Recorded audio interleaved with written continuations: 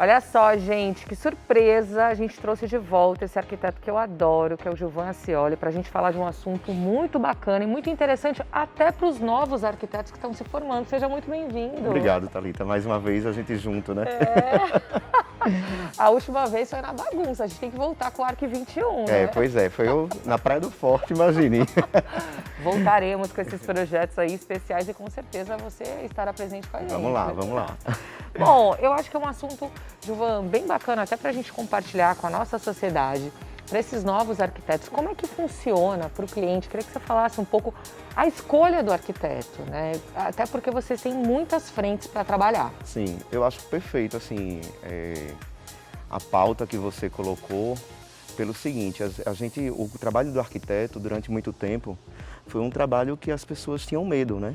E porque a gente não tinha um conceito de arquitetura no Estado. O Estado não tinha o curso de arquitetura. Então, todos os arquitetos que trabalhavam em Aracaju, ou eles eram sergipanos e foram estudar fora, ou eram de fora e vieram para Aracaju. Então, assim, eram poucos profissionais da área. Aí, depois, a gente teve uma universidade particular, que foi a primeira, a percussora, e logo em seguida teve a Universidade Federal. Então, assim, eu acho que isso daí desmistificou muito a profissão, né? As pessoas começaram a entender a necessidade do arquiteto, que o arquiteto não é luxo, né? Eu acho que o arquiteto, ele precisa participar, ele tem várias esferas, né, para atuar. E dentro disso daí, eu acho que é interessante o cliente conhecer o profissional. Com certeza. E hoje tem muitas ferramentas para você poder conhecer, até porque vocês divulgam muitos projetos.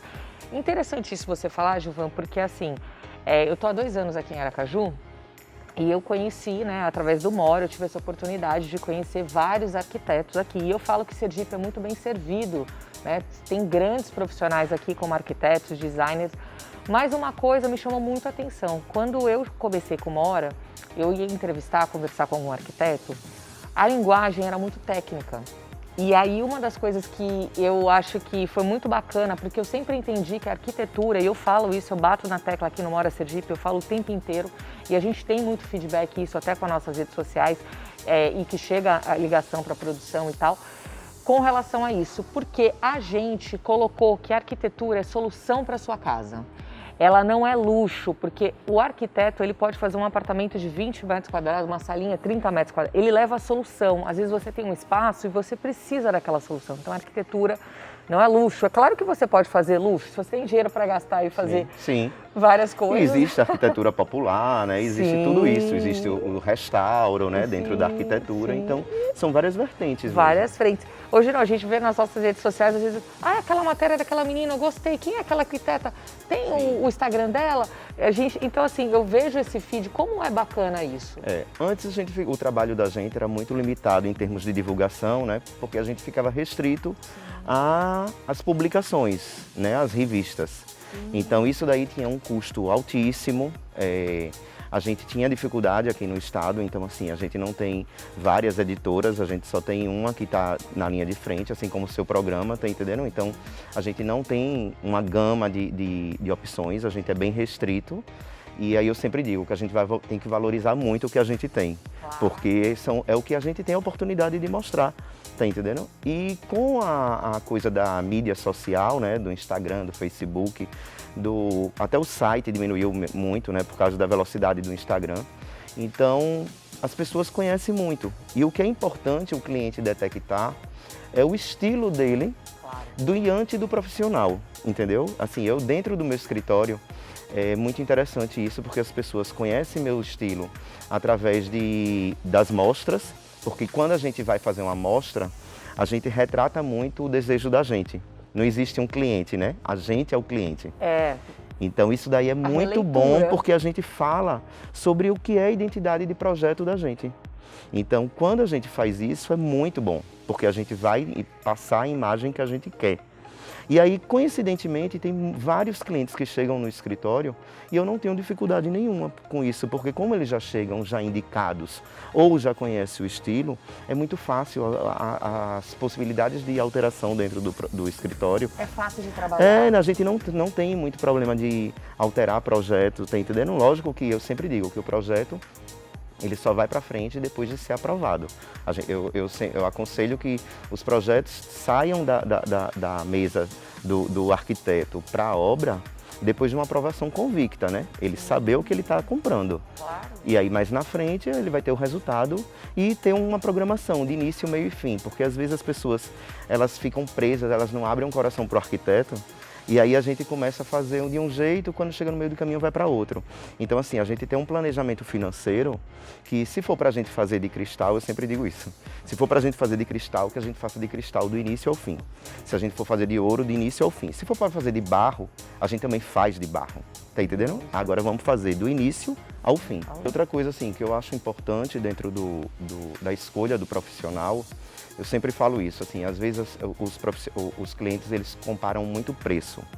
É uma coisa que tem que ter muito cuidado, tá entendendo? Porque assim, cada um tem um produto para oferecer diferente do outro, entendeu? Por exemplo, quando eu me formei, eu tinha uma tabela de preço. Hoje, com 20 anos de formado, eu tenho que ter... Eu já errei muito, né? Então, assim, era o preço que eu dava antes para pegar e errar. Eram os clientes que apostavam em mim, mas com meia imaturidade profissional. Hoje não, hoje eu digo sempre no escritório, isso daqui tem que dar certo. Eu sou muito convicto do que eu entrego. Se eu não tiver convicção, eu não passo para frente. Eu prefiro ligar para o cliente, vamos desmarcar essa apresentação e vamos ter convicção do que a gente vai apresentar, né? Porque convencer sem se convencer... É impossível. Impossível. A gente trabalha, eu falo assim, né? Acho que o arquiteto também trabalha com uma arte. Se eu não acredito nisso, não tem como eu falar. É muito isso. Se eu não estou contente com aquele projeto, eu não vou apresentar para o cliente, porque ainda está faltando alguns detalhes. E isso é muito importante, ter esse olhar. Eu acho que, você falou, 20 anos atrás, se formou, teve que errar para aprender. Eu acho que isso é uma evolução, a gente vai aprendendo todos os dias. Mas eu acho que quando a gente já tem esse olhar muito crítico com relação a gente mesmo, não é o olhar crítico ao próximo, tá, gente? É você mesmo. Você aprende e você erra menos. Sim. Né? E você aprende a entregar um produto de qualidade para o seu cliente. Então, eu acho que ser autocrítico é importante. Isso daí é um exercício que eu tenho diário dentro do escritório, porque eu tenho uma equipe. E a equipe apesar de não serem tão novos comigo, mas são jovens, né? Então eu faço esse exercício com eles para eles entenderem isso, que a gente tem um compromisso com o outro, com o cliente. E não é de qualquer jeito. Não, e eu digo, eu tento passar sempre, não, nada eterno, eu digo para eles que eles vão construir a carreira deles, tá entendendo? Os estagiários passam por lá. Eu já fui estagiário, eu estagiei na época em grandes escritórios aqui em Aracaju. Foi maravilhosa a experiência, eu só tenho que agradecer aos profissionais que abriram as portas de seus escritórios. E eu acho que é isso, eu acho que é responsabilidade. Eu acho que o trabalho do arquiteto é um compromisso. Você entra na vida do cliente, eu sempre digo que a gente participa da vida como um todo. A gente entra na intimidade do cliente, porque você vai saber como ele guarda as roupas dele, né? A dinâmica da casa dele. Você conhece a dinâmica toda da casa dele, da família dele, então não tem um bem maior do que uma família, né? E você entra num lado financeiro. Então assim, você... E o sonho da casa própria, porque é um sonho dele quando ele desejo, constrói. Né? Desejo. Ele procura um profissional já imaginando alguma coisa. Então assim, a responsabilidade é muito grande e o que eu digo é isso, que todo profissional, seja arquiteto, seja design de interiores, ele tem que ter esse compromisso com o cliente, de o que a gente vender, a gente entregar. Bom, então a gente volta em breve, combinado? Logo mais a gente vai estar junto. Então até mais. Obrigado.